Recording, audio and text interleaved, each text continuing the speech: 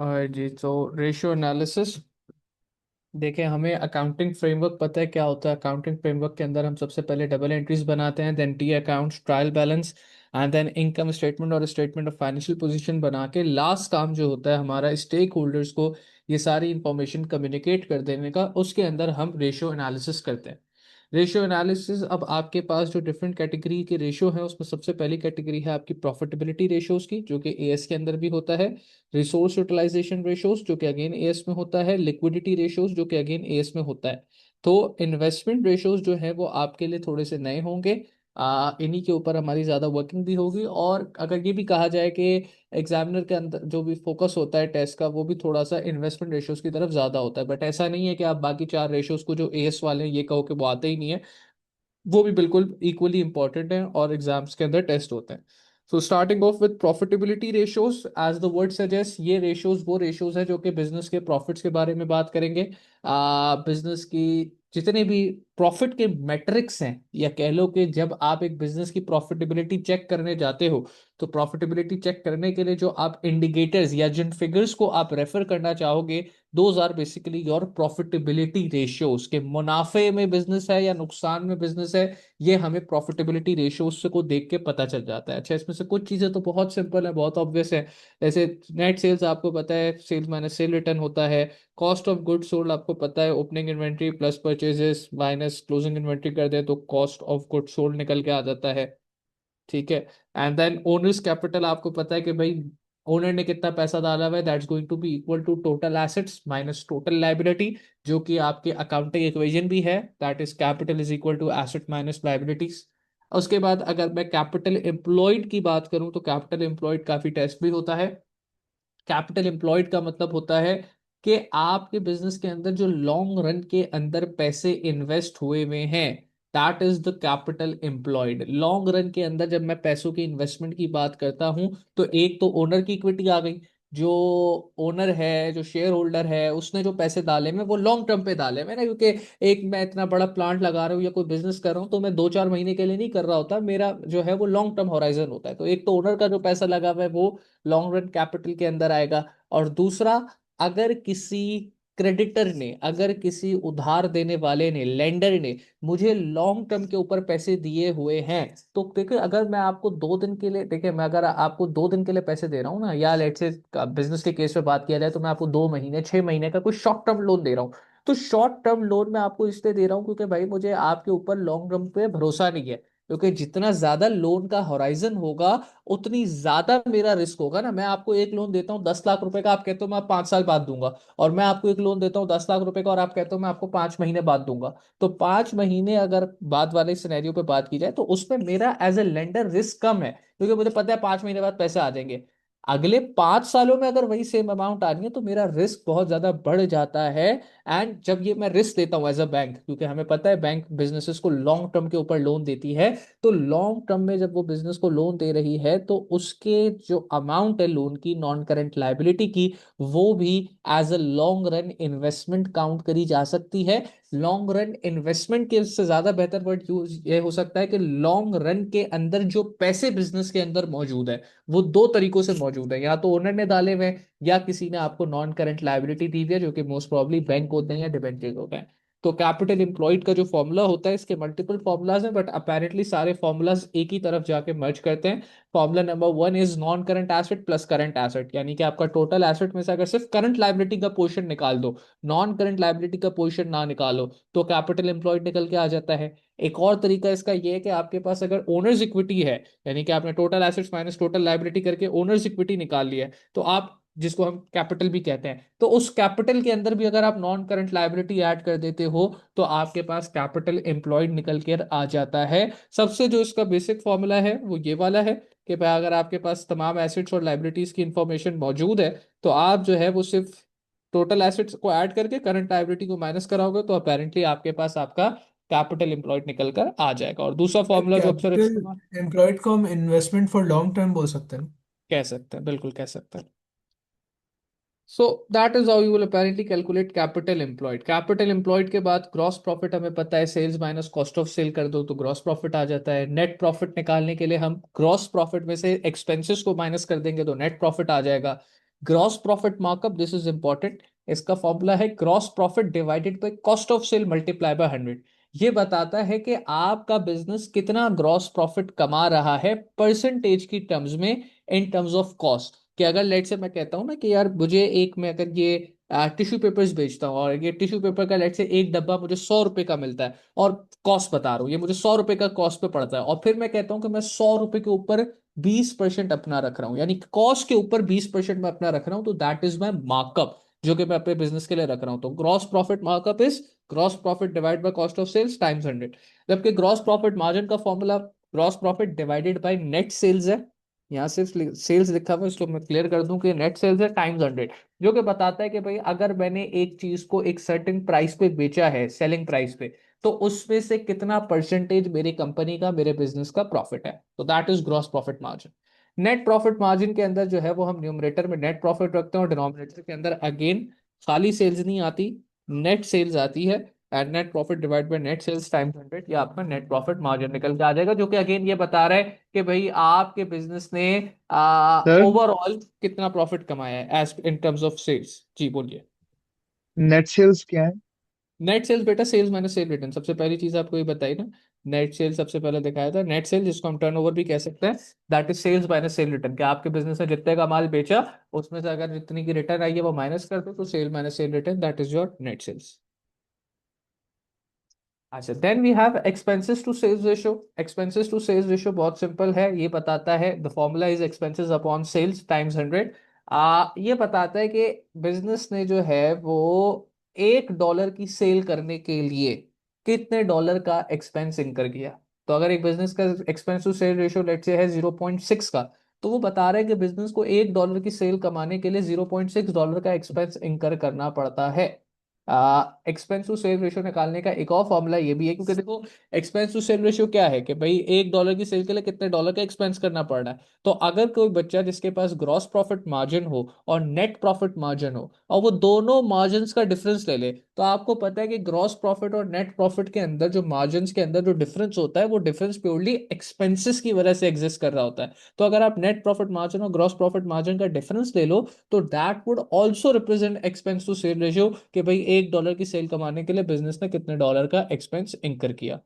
Then we have return on capital employed. Capital employed मैंने आपको ऊपर बताया कि लॉन्ग टर्म में बिजनेस के अंदर जो पैसा लगा हुआ है, that is owners equity plus non current liability, वो आपका कैपिटल एम्प्लॉयड था।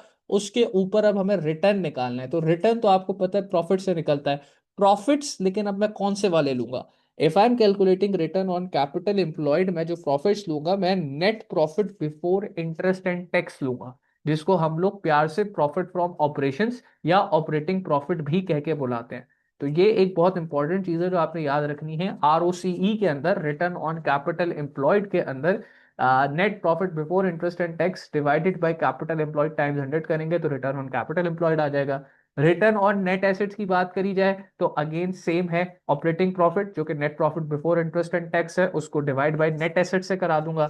अब आप पूछते हैं कि सर नेट एसेट्स क्या होते हैं, तो नेट एसेट्स तो बहुत सिंपल है ना, total assets minus total liability, ये नेट एसेट्स है, जो कि आपके इक्विटी के भी बराबर होता है। अगर आप देखो total assets minus total liability equity के भी बराबर होता है, बट हम उसको नेट एसेट्स भी कह सकते हैं। देन इसी तरीके से रिटर्न ऑन टोटल एसेट्स भी सेम है, net profit before interest and tax divide by total asset. यानी कि देखो ये जितने भी आपके रिटर्न वाले फॉर्मूलाज है, चाहे रिटर्न ऑन कैपिटल एम्प्लॉयड हो, चाहे रिटर्न ऑन नेट एसेट्स हो, रिटर्न ऑन टोटल एसेट्स हो, रिटर्न ऑन इन्वेस्टमेंट हो, रिटर्न ऑन करंट एसेट्स हो, ये जितने भी आपके जो है वो फॉर्मूलाज है रिटर्न ऑन करंट एसेट्स तक, ठीक है। कहाँ तक? रिटर्न ऑन करंट एसेट्स तक। मैं इस तरह वो बना देता हूँ, रिटर्न ऑन करंट एसेट्स तक। इसके फॉर्मूला में देखो न्यूमरेटर सेम है, net profit before interest and tax वाला लेना है, यानी ऑपरेटिंग प्रॉफिट लेना है, और डिवीजन के अंदर जिस भी चीज के ऊपर आप रिटर्न लेना चाह रहे हो, टोटल एसेट्स के ऊपर लेना चाह रहे हो तो डिवाइड बाय टोटल एसेट्स करा दो, नेट एसेट्स के ऊपर लेना चाह रहे हो तो डिवाइड बाय नेट एसेट्स करा दो, कैपिटल एम्प्लॉयड के ऊपर लेना चाह रहे हो डिवाइड बाय कैपिटल एम्प्लॉयड करा दो, इन्वेस्टमेंट के ऊपर लेना चाह रहे हो डिवाइड बाय इन्वेस्टमेंट करा दो, करंट एसेट्स के ऊपर लेना चाह रहे हो डिवाइड बाय करंट एसेट करा दो। तो अगर मैं कहता हूँ कैलकुलेट भी रिटर्न ऑन टोटल एसेट्स, तो आपको पता होना चाहिए कि रिटर्न है तो न्यूमरेटर के अंदर profit before interest and tax जाएगा, और क्योंकि रिटर्न ऑन टोटल एसेट है तो डिनोमिनेटर के अंदर जो है वो मैं टोटल एसेट डालूंगा जो भी उसकी अमाउंट है, टाइम्स 100 करूंगा, मेरे पास रिटर्न ऑन टोटल एसेट्स निकल कर आ जाएगा। सिंपल है बहुत। अच्छा, सर एक वाहिद जो रिटर्न यहाँ ऑन पे नेट एसेट्स में हम प्रॉफिट फॉर द ईयर क्यों नहीं लेते जैसे रिटर्न ऑन इक्विटी में लिए? रिटर्न ऑन इक्विटी में इसी के ऊपर आता है, जो वाहिद आपकी जो एग्जाम्पशन है रिटर्न के फॉर्मूला के अंदर, जहाँ पे आप प्रॉफिट फॉर ईयर यानी कि नेट प्रॉफिट लेते हो, which is profit after interest and tax, वो आप एक तो रिटर्न ऑन इक्विटी वाले के अंदर लेते हो, जो यहाँ पे मैं हाईलाइट कर रहा हूँ रिटर्न ऑन इक्विटी वाले के अंदर, और return on shareholders fund के अंदर जो है वो आप कौन सा प्रॉफिट लेते हो, आप आफ्टर टैक्स प्रॉफिट ले रहे होते हो। और इसका रीजन क्या है कि आप इक्विटी के ऊपर जो है वो नेट प्रॉफिट ले रहे हो, शेयर होल्डर फंड के ऊपर जो है वो आप नेट प्रॉफिट ले रहे हो, बाकी उसके ऊपर जो है वो आप जो चाहे एसेट्स की बात करो, चाहे आप करंट एसेट्स की बात करो या नेट एसेट्स की बात करो, उसके ऊपर आप नेट प्रॉफिट नहीं ले रहे। तो देखो इक्विटी के ऊपर जो रिटर्न है ना, देखो इक्विटी के ऊपर इक्विटी होल्डर्स को यानी कि शेयर होल्डर को जो रिटर्न मिलता है वो किस फॉर्म में रिटर्न मिलता है? शेयर होल्डर को रिटर्न मिलता है profit after interest and tax के बाद, यानी कि जो प्रॉफिट फॉर एयर की अमाउंट होती है वो पैसे होते हैं शेयर होल्डर के, जिसको हम कहते हैं इक्विटी होल्डर के पैसे होते हैं। तो जब भी आपका रिटर्न काउंट किया जाएगा फॉर शेयर होल्डर और for equity holders, which means the same thing, बस दो अलग बातें हैं, रिटर्न ऑन इक्विटी की बात करूं या return on shareholders fund की बात करूं, तो दोनों में हम जो ओनर है, जो इन्वेस्टर है, सिर्फ उसके रिटर्न की बात कर रहे हैं। इन्वेस्टर का रिटर्न हमेशा जो डिपेंडेंट होता है वो फाइनल प्रॉफिट फॉर ईयर की फिगर के ऊपर डिपेंडेंट होता है, जबकि इंटरनली जैसे आप एसेट्स की बात करो, नेट एसेट्स ले लो, करंट एसेट्स ले लो, इन्वेस्टमेंट्स ले लो, जब आप इंटरनली रिटर्न्स की बात करते हो तो इंटरनली रिटर्न्स निकालते वक्त आपका जो रिटर्न डिपेंडेंट होता है वो बिफोर इंटरेस्ट एंड टैक्स वाली फिगर के ऊपर होता है। क्यों? क्योंकि बिफोर इंटरेस्ट एंड टैक्स वाली फिगर आपकी परफॉर्मेंस को रिप्रेजेंट कर रही होती है। Operating profit is an indicator of the exact internal performance of the business. क्योंकि देखो इंटरेस्ट तो जितना आपकी फाइनेंस कॉस्ट बनती है बिजनेस के ऑपरेशन चलाने के लिए, जो फाइनेंसिंग है वो पे करना ही करना है, टैक्स का जितना चार्ज है वो पे करना ही करना है, that has more or less have to do nothing with the performance or with the internal performance of the business। तो मैं अपने एसेट्स के ऊपर रिटर्न अगर बिजनेस देखना चाह रहा है तो ये एक इंटरनल रिटर्न है कि भाई मैंने एसेट्स इतने के लगाए हैं बिजनेस के अंदर, इस पे मुझे कितना रिटर्न मिला, तो उसके लिए I will use net profit before interest and tax. Same goes for the other 4-5 categories जो मैंने हाईलाइट करके एरो बना के बॉक्स बना के दिखाई हुई है। जबकि रिटर्न ऑन इक्विटी या return on shareholders fund की बात करूं तो ये आपके बेसिकली ओनर्स हैं। ओनर के पास जो नेट पैसे कट कटा के आते हैं या उसको जिस रिटर्न में इंटरेस्ट है, वो कहता है कि फाइनली सारी चीजें कटने कटाने के बाद जो बिजनेस के अंदर प्रॉफिट बनाया है उसके हिसाब से मुझे रिटर्न बताओ। जबकि बिजनेस की जो इंटरनल कंपोनेंट्स होते हैं, एसेट्स वगैरह, वो इंटरनली जो बिजनेस ने प्रॉफिट किया है या परफॉर्मेंस की बेस पे जो प्रॉफिट निकाला है उसके ऊपर कैलकुलेट करे जाते हैं, which is net profit before interest and tax. जबकि return on equity, return on shareholders fund, इसके अंदर जो प्रॉफिट यूज होगा that will be use profit for the year, जो कि profit after interest and tax होता है। तो रिटर्न ऑन इक्विटी का फॉर्मूला देखें क्या है, profit for year divide by equity, and then return on shareholders fund का formula again profit for year divide bye share holders fund times 100। अच्छा, अब आप कहते हो सर कि रिटर्न ऑन इक्विटी और return on shareholders fund के अंदर क्या डिफरेंस है? डिफरेंस एक ही है, बहुत सिंपल सा है, और इतना ज्यादा आपके उसमें असेस नहीं होता, लेकिन मैं बताता सर चलूं। इसमें से एक return on investment non current asset पे क्या? Return on investment non current asset पे किधर है? मैं पूछ रहा हूँ रिटर्न ऑन इन्वेस्टमेंट क्या है?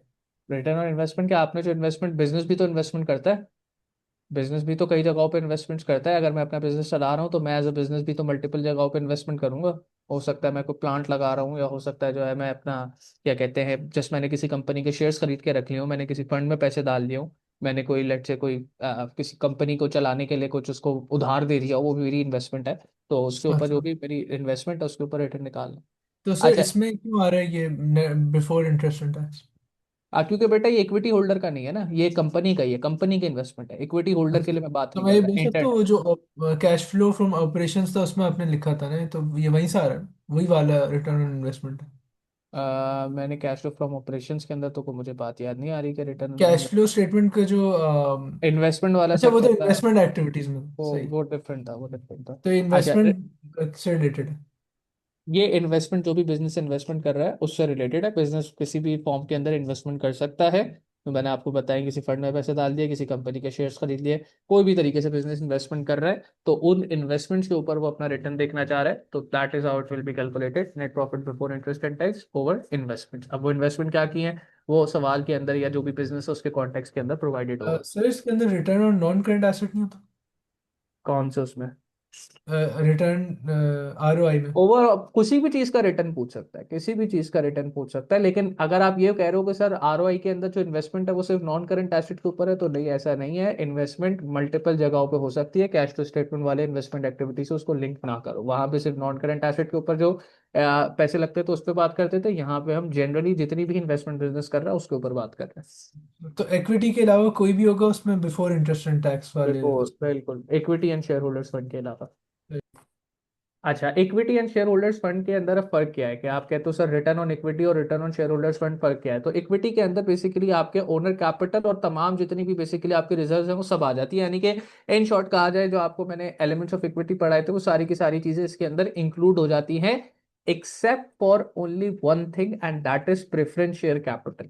क्योंकि जब हम प्रेफरेंस शेयर कैपिटल की बात करते हैं, और नॉर्मली मैं अभी रिडीमेबल प्रेफरेंस शेयर की बात कर रहा हूँ, जो कि मैंने आपको पहले भी बताया था कि बिजनेस के लिए नॉन करंट लाइबिलिटी की तरह वो ट्रीट किया जाता है। तो प्रेफरेंस शेयर कैपिटल को हटा के जो बिजनेस की टोटल कैपिटल होता है उसको हम इक्विटी में काउंट करते हैं, और वो बिजनेस की इक्विटी कंसीडर करी जाएगी। जबकि शेयर होल्डर फंड की जब मैं बात करूंगा तो उसके अंदर जो इक्विटी थी वो तो कंसीडर करी ही करी जाएगी, यानी कि ऑर्डिनरी शेयर कैपिटल और तमाम रिजर्व्स के पैसे, बट उसके अंदर प्रेफरेंस शेयर कैपिटल की अमाउंट भी ऐड कर दी जाएगी, तो शेयर होल्डर फंड निकल के आ जाएगा। यानी इक्विटी और शेयर होल्डर फंड के अंदर सिर्फ जो है वो प्रेफरेंस शेयर कैपिटल का फर्क है।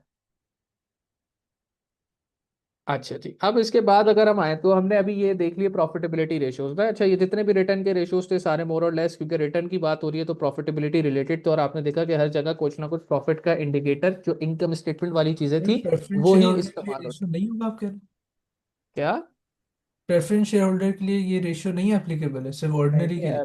एप्लीकेबल है। मैं कह रहा हूँ return on share holder fund में जो शेयर होल्डर फंड है उसमें प्रेफरेंस शेयर कैपिटल ऐड किया जाता है, और रिटर्न ऑन इक्विटी के अंदर जो है वो प्रेफरेंस शेयर कैपिटल वाली अमाउंट को इंक्लूड नहीं किया जाता, ये बात मैंने कही है। अच्छा अच्छा। अच्छा, अब जो आपके पास जो नेक्स्ट रेशियोज है आफ्टर प्रॉफिटेबिलिटी, वो आपके रिसोर्स यूटिलाइजेशन रेशियो है। प्रॉफिटेबिलिटी रेशियोज बिजनेस की बताते हैं कि प्रॉफिटेबिलिटी कैसी चल रही है, जबकि रिसोर्स यूटिलाइजेशन रेशियोज बताते हैं कि आपके बिजनेस के अंदर जो रिसोर्सेज पड़ी हैं। अब रिसोर्सेज रिसोर्सेज, एक तो आपको पता है कि भाई एसेट्स आपकी सबसे मेजर रिसोर्स होती है जिसको हम अकाउंटिंग करते हैं। तो आप उन एसेट्स को, उन रिसोर्सेज को कितने अच्छे से इस्तेमाल कर रहे हो, that would be calculated under resource utilization ratio. अच्छा, अब यूटिलाइजेशन ऑफ कैपिटल एम्प्लॉयड है। अच्छा, ये यूटिलाइजेशन को ना आप कभी कभार टर्नओवर के नाम से भी लिखा हुआ देखोगे। वो अगर आपसे पूछता है कैपिटल एम्प्लॉयड टर्नओवर, बल्कि आप देखो मैंने क्या लिखा हुआ है, आप देखो मैंने लिखा हुआ है यूटिलाइजेशन ऑफ नेट एसेट्स और फिर स्लैश डाल के लिखा हुआ है नेट एसेट टर्नओवर। इसी तरीके से utilization of fix asset slash fix asset turnover, utilization of total asset slash slash total asset turnover, और इसी तरीके से यूटिलाइजेशन ऑफ वर्किंग कैपिटल, इसको आप वर्किंग कैपिटल टर्नओवर भी कह सकते हो। और ऊपर अगर आप देखो तो जहां यूटिलाइजेशन ऑफ कैपिटल एम्प्लॉयड है उसको मैं कैपिटल एम्प्लॉयड टर्नओवर भी कह सकता हूँ। ये बेसिकली बताता है कि बिजनेस के अंदर जो रिसोर्सेज पड़ी हुई है, लेट्स से अगर मैं बात करता हूँ यूटिलाइज नेट एसेट टर्नओवर की, ये बता रहे हैं सेल्स अपॉन नेट एसेट। अच्छा, सेल्स जो मैं ले रहा हूँ वो नेट सेल्स ही ले रहा हूँ, ये बात ऑब्वियस है, जहां भी सेल्स इस्तेमाल हो रही है वो नेट सेल्स ही इस्तेमाल हो रही है। Net sales is basically sale minus sale return. अब आपका ये जो नेट एसेट टर्नओवर है ये क्या बता रहा है, सेल्स अपॉन नेट एसेट्स। ये बता रहा है कि हर $1 के नेट एसेट के ऊपर बिजनेस ने कितने डॉलर की सेल कमाई है। इसी तरीके से फिक्स एसेट टर्नओवर क्या बता रहा है, सेल्स ओवर फिक्स एसेट, कि हर $1 के फिक्स एसेट पे बिजनेस ने कितने की सेल्स कमाई है। इसी तरीके से टोटल एसेट टर्नओवर क्या बता रहा है, कि टोटल एसेट जो बिजनेस के पास $1 का अगर अवेलेबल था तो उसके बदले में बिजनेस ने कितने डॉलर की सेल कमाई है। And same goes for utilization of working capital, के $1 का जो वर्किंग कैपिटल बिजनेस में लगा हुआ है उसके बदले में बिजनेस ने कितने डॉलर की सेल्स कमाई है। And even utilization of capital employed के लिए भी बात सेम है, कि $1 का जो कैपिटल एम्प्लॉयड बिजनेस के अंदर हुआ है उसके ऊपर बिजनेस ने कितनी सेल्स कमाई है।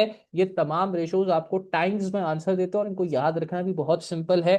टर्नओवर की बात जहां भी देखें वहां न्यूमरेटर में नेट सेल्स आ जाएगा, और डिनोमिनेटर में जिस चीज के ऊपर आप टर्नओवर कैलकुलेट करना चाह रहे हो, लेट्स से अगर आप फिक्स एसेट के ऊपर टर्नओवर कैलकुलेट करना चाह रहे हो तो डिनोमिनेटर में फिक्स एसेट आ जाएंगे, अगर आप टोटल एसेट के ऊपर टर्नओवर कैलकुलेट करना चाह रहे हो तो डिनोमिनेटर में टोटल एसेट्स आ जाएंगे। और एक्सप्लेनेशन भी बहुत सिंपल है, आपने जो डिनोमिनेटर में चीज रखी है ना, आप सिर्फ इस तरीके से एक्सप्लेन कर दोगे कि लेट्स से अगर टोटल एसेट टर्नओवर है तो डिनोमिनेटर में टोटल एसेट्स आएगा। आप कहोगे कि $1 के टोटल एसेट के ऊपर बिजनेस ने कितने डॉलर की सेल्स कमाई है, that is what total asset turnover is telling me.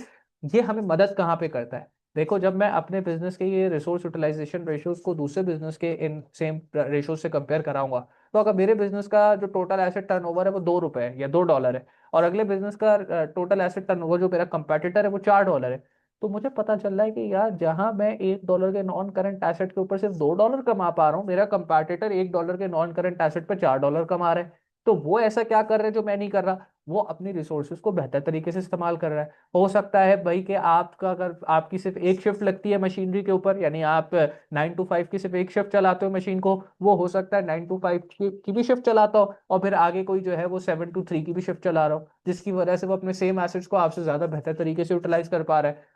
Same non current asset जो $1 का है वो उसके ऊपर $4 की सेल कमा पा रहा है। या हो सकता है कुछ और फैक्टर हो, यानी कि फिर आप कंपेयर करा सकते हो कि यार जहां पे मेरे पास जो रिसोर्सेज पड़ी हुई है और वो मुझे इतना कमा के दे रही है, इतनी सेल्स आने में मदद कर रही है, अगले बंदे को वो ज्यादा किस तरीके से सेल्स कमाने में मदद कर रही है, देन फिर आप जो है वो करेक्टिव डिसीजन मेकिंग की तरफ जा सकते हो। तो ये तो आपके रिसोर्स यूटिलाइजेशन तो रेशियोज हो गए। रिटर्न ऑन इक्विटी पे सवाल बोलो। है। रिटर्न ऑन इक्विटी में ऑर्डिनरी शेयर होल्डर है, और return on share holder fund में ऑर्डिनरी प्लस प्रेफरेंस है। बिल्कुल, और इक्विटी के अंदर ऑर्डिनरी शेयर होल्डर के साथ साथ बाकी तमाम रिजर्व्स के भी पैसे इंक्लूडेड है, तो आपका रिटेन अर्निंग वगैरह सारा कुछ अगर जितना भी बैलेंस है वो सब भी इंक्लूडेड है। और शेयर होल्डर फंड के अंदर वो सब है इंक्लूडेड, यानी कि जो इक्विटी है वो तो पूरी की पूरी है, OIC प्लस ऑल रिजर्व्स, उसके साथ साथ अच्छा, प्रेफरेंस शेयर कैपिटल भी इंक्लूडेड है। सही है। तो इक्विटी प्लस प्रेफरेंस शेयर भी है उसमें। बिल्कुल, योर शेयर होल्डर फंड। अच्छा, लिक्विडिटी रेशियोज सर के इसके अंदर अंदर ये जो आपने 5 टर्नओवर दिए, इसके अंदर पहले और आखिरी वाले में टर्नओवर क्यों नहीं लिखा? वो लिख, मैंने बोला ना उसको कह सकते हैं, वो लिखा हुआ नहीं है लेकिन उसको कह सकते हैं, कोई टेंशन अच्छा, नहीं। सही है। लिक्विडिटी रेशियोज अब आपकी बात करते हैं। Business, as we know, liquidity represents the ability of business to convert its assets into cash. कितनी आसानी से एक बिजनेस अपने एसेट्स को कैश में कन्वर्ट कर सकता है, that is the liquidity for any business. ठीक है, कि हम उससे डिफाइन डिफाइन करते हैं कि बिजनेस की लिक्विडिटी कैसी चल रही है। लिक्विडिटी डिफाइन करने का एक बड़ा इंपॉर्टेंट क्राइटेरिया, एक बड़ा इंपॉर्टेंट फॉर्मूला है वर्किंग कैपिटल। वर्किंग कैपिटल होता है कि भाई बिजनेस को शॉर्ट रन में अपने डे टू डे खर्चे चलाने के लिए जो पैसे चाहिए, that is the working capital for the business. तो लेट्स से अगर मेरा रेस्टोरेंट है तो मुझे रेस्टोरेंट चलाने के लिए जो डे टू डे बेसिस पे ग्रोसरी करनी है, या डे टू डे बेसिस पे जो खर्चे पूरे करने हैं, उसमें मेजरली ग्रोसरी होता है, इलेक्ट्रिसिटी बिल्स, सैलरीज वगैरह, ये सारी चीजें आ जाती है। जो खर्चे पूरे करने हैं वो मेरे बिजनेस का वर्किंग कैपिटल है। Working capital can be calculated by doing current, by subtracting current liabilities with current asset. तो current asset minus current liability कर दोगे, आपके पास वर्किंग कैपिटल निकल कर आ जाएगा। वर्किंग कैपिटल का ही छोटा भाई है जिसको हम कहते हैं करंट रेशो। करंट रेशो का फॉर्मूला है current assets divide by current liability. ये आपको बताता है कि हर $1 की करंट लायबिलिटी को पे ऑफ करने के लिए बिजनेस के पास कितने डॉलर के करंट एसेट्स अवेलेबल हैं। किसी एक नॉर्मल, जब हम जनरली बात करते हैं तो अगर एक बिजनेस का करंट रेशियो 1.5 से लेके अगर 2 के दरमियान आ रहा है, यानी कि $1 की करंट लायबिलिटी पे करने के लिए बिजनेस के पास 1.5 से $2 तक के करंट एसेट्स अवेलेबल है, तो हम ये कहेंगे कि बिजनेस आइडियल रेशियो अचीव कर रहा है। जबकि क्विक रेशियो के अंदर जो मेरे पास टोटल करंट एसेट्स थे, मैं उसमें से क्लोजिंग इन्वेंट्री माइनस कर दूंगा और डिवाइड बाय करंट लायबिलिटी करा दूंगा। इस ऐसा क्यों कर रहा हूँ? अच्छा, इसको कई जगहों पे आप एग्जाम्स के अंदर एसिड टेस्ट रेशियो के नाम से भी लिखा हुआ देखोगे, या कोई इसको आप एसिड टेस्ट रेशियो या फिर क्विक रेशियो के नाम से जो है कि टेस्ट होता है। ऐसा क्यों कर रहा हूँ मैं कि भाई मैं करंट एसेट में से क्लोजिंग इन्वेंट्री क्यों निकाल रहा हूँ? मैं देखना चाहता हूँ कि भाई अगर मुझे एकदम शॉर्ट टर्म के अंदर अपने क्रेडिटर्स को पे ऑफ करना पड़ गया, तो मेरे बिजनेस में कितने पैसे अवेलेबल हैं। अगर मैं एकदम शॉर्ट टर्म की बात करूं तो देखो, इन्वेंट्री एकदम शॉर्ट टर्म में नॉर्मली सेल ऑफ नहीं होती है, उसको बेचने के लिए टाइम लगता है, फिर पैसा रिकवर करने में टाइम लगता है। जबकि बाकी जो आपके करंट एसेट्स होते हैं वो कंपैरेटिवली बहुत ज्यादा लिक्विड होते हैं, और उनको यूज करते हुए आप बहुत शॉर्ट रन के अंदर भी अपनी करंट लायबिलिटीज को फुलफिल कर सकते हो। तो क्विक रेशो नाम से ही पता चल रहा है कि भाई मैं कितना क्विकली अपनी करंट लायबिलिटीज को पे ऑफ कर सकता हूँ, तो वो क्लोजिंग इन्वेंट्री को इस्तेमाल करते हुए नहीं कर सकता। तो अगर एक बिजनेस का क्विक रेशो 1:1 है, या 0.8 से लेके 1 के दरमियान रेंज में आ रहा है, तो फिर हम ये कहते हैं कि क्विक रेशो उस बिजनेस का क्या है, आइडियल है। हजार हो जाए फिर रिज्यूम करते हैं।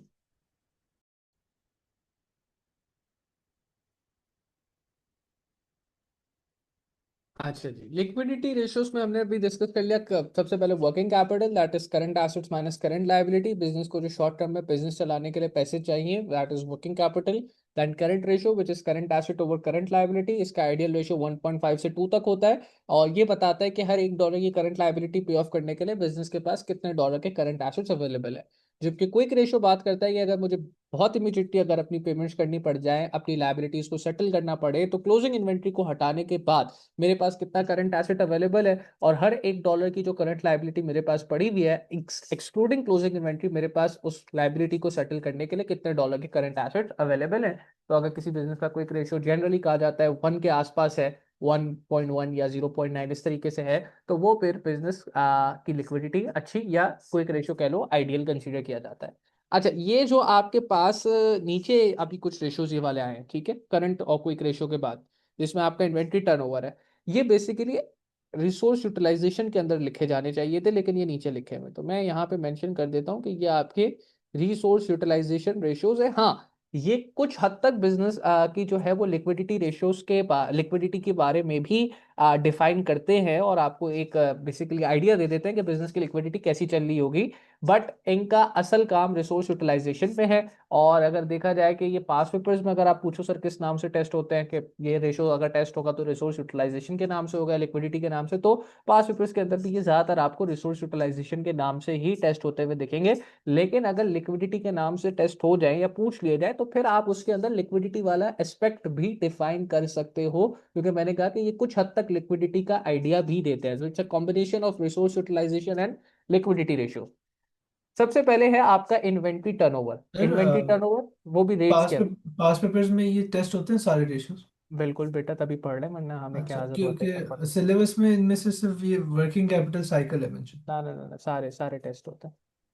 सही है। अच्छा, अब आपके पास यहाँ पे जो रिसोर्स यूटिलाइजेशन रेशियो, उसमें सबसे पहला है इन्वेंट्री टर्नओवर है। इन्वेंट्री टर्नओवर के अंदर आपके पास रेट ऑफ इन्वेंट्री टर्नओवर ये बताता है कि एक बिजनेस पूरे साल में कितनी दफा अपनी इन्वेंट्री को सक्सेसफुली सेल ऑफ कर सकता है।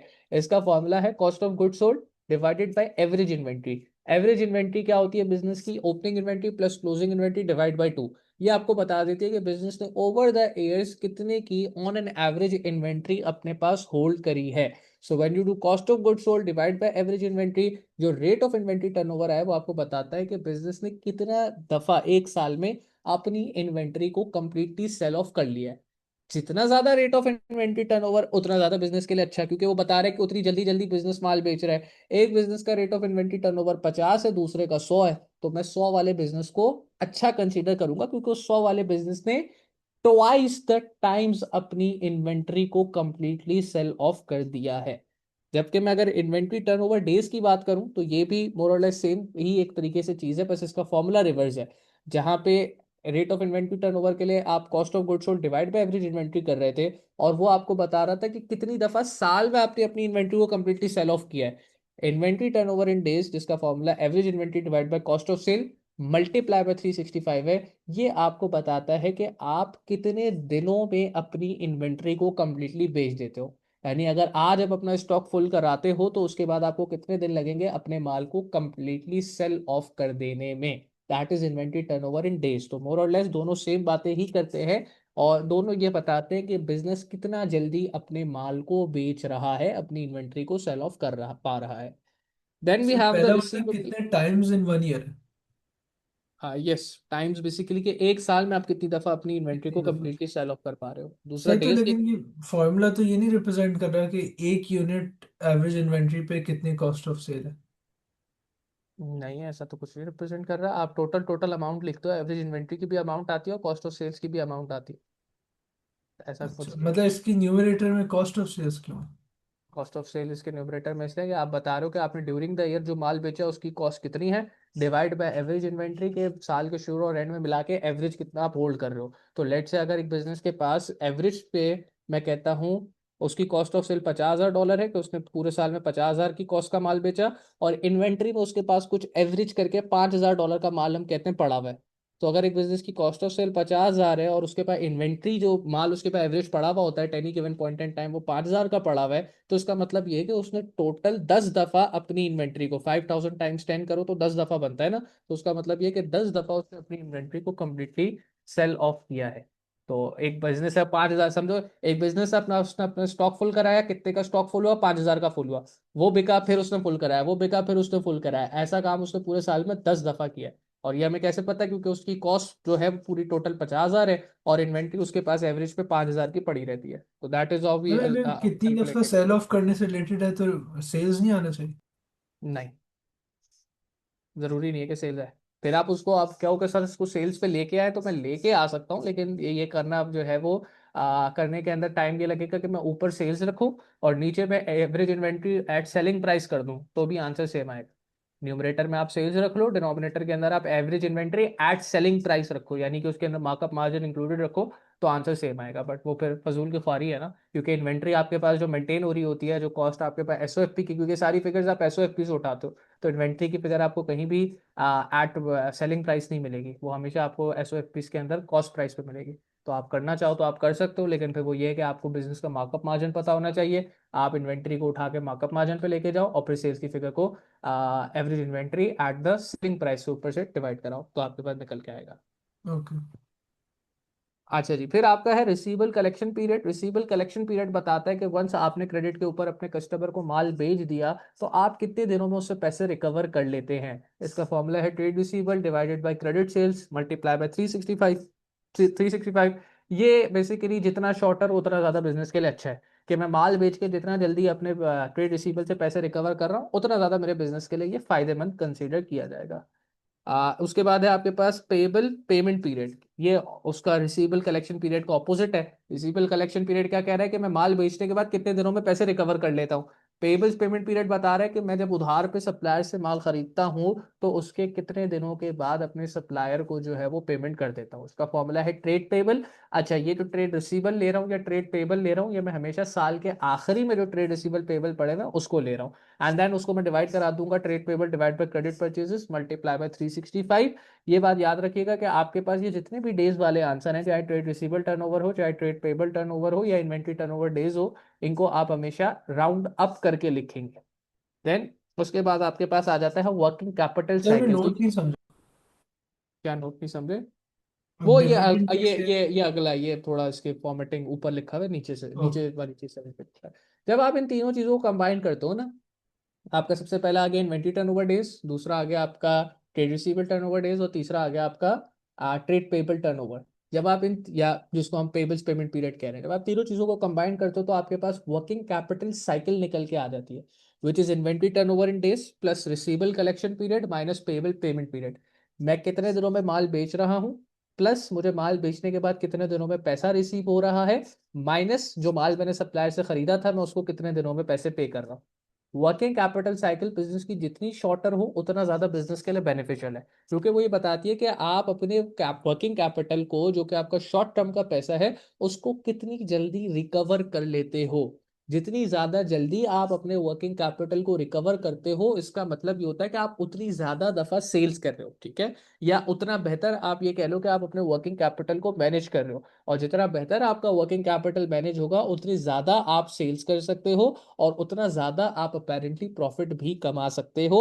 और सबसे इंपॉर्टेंट बात, डे टू डे बेसिस पे आपकी बिजनेस की लिक्विडिटी, मैंने कहा ना, क्योंकि ये रेशियोज थोड़ा सा लिक्विडिटी के बारे में बताते हैं। तो मैं, अगर मेरा एक बिजनेस है, उसका ट्रेड रिसीवेबल टर्नओवर जो है, लेट्स से मैं कहता हूँ 40 दिन है, लेकिन ट्रेड पेबल टर्नओवर 30 दिन है, यानी मैं ट्रेड रिसीवेबल से पैसे 40 दिनों पे ले रहा हूँ और ट्रेड पेबल को 30 दिन में ही पैसे पे कर रहा हूँ, यानी कि आप ऐसे देर से रहें और जा जल्दी रहें। तो ऐसे बिजनेस को तो बाउंड है कि उसको हो सकता है फ्यूचर के अंदर लिक्विडिटी प्रॉब्लम्स, कैश फ्लो की प्रॉब्लम फेस करने पड़ जाएं।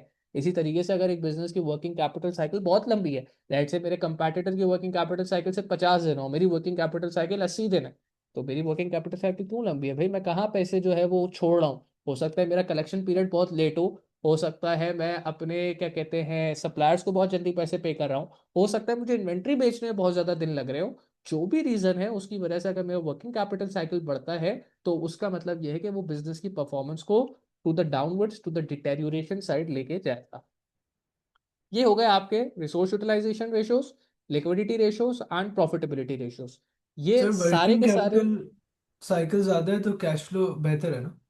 वर्किंग कैपिटल साइकिल ज्यादा है तो कैश फ्लो बदतर है, क्योंकि वर्किंग कैपिटल साइकिल ज्यादा होने का ये मतलब है कि आपका ओह इन्वेंट्री अच्छा। टर्नओवर डेज ज्यादा है और ट्रेड रिसीवेबल कलेक्शन पीरियड ज्यादा है, और शायद trade payable okay. Payment period कम है, तो वो फिर आपके बिजनेस के लिए अच्छा नहीं है।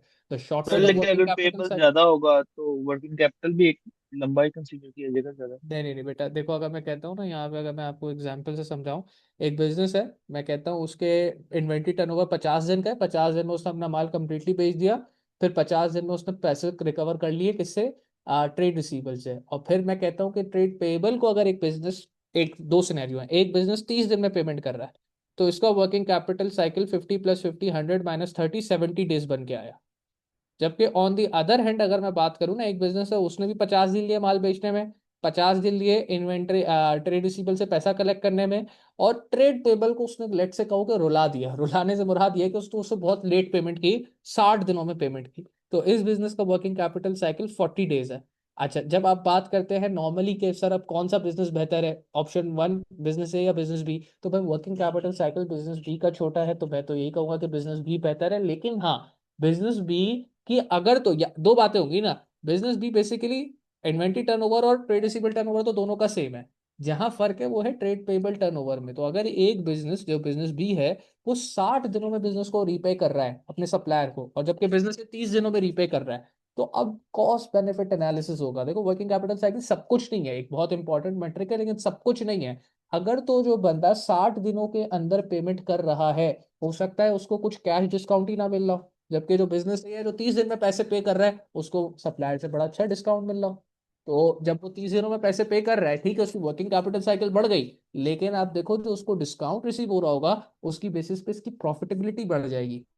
हो सकता है जो बंदा और बिजनेस भी है जो 60 दिनों में पैसे पे कर रहा है, वो उसका सप्लायर से रिलेशनशिप खराब हो रहा हो, क्योंकि बार बार हर महीने हर बार पैसे डिले करता है। जबकि जो बिजनेस ये है, वो हमेशा टाइमली पैसे देता हो, तो उसका हो सकता है उसके सप्लायर से भी रिलेशनशिप बड़ा सर, अच्छा हो। वर्किंग कैपिटल साइकिल बुरी हो तो उससे क्या इम्पैक्ट पड़ता है?